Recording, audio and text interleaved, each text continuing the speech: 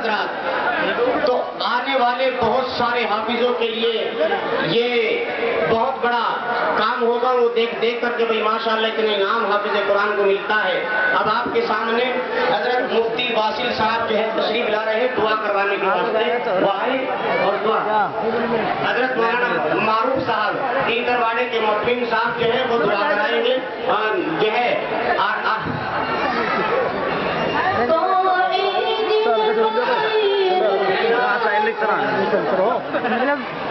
इमरान नहीं आएगा भाई, बैठ जाओ, सब दुआ फरमा लो, दुआ कर लीजिए। बच्चों को जो इनाम देना है वो देते रहिए भाई।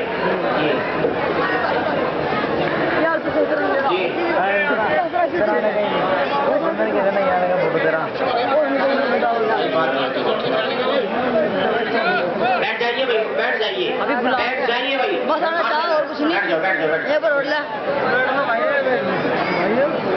दो बच्चों को इनाम दिया करें, बच्चों को इनाम दिया करें।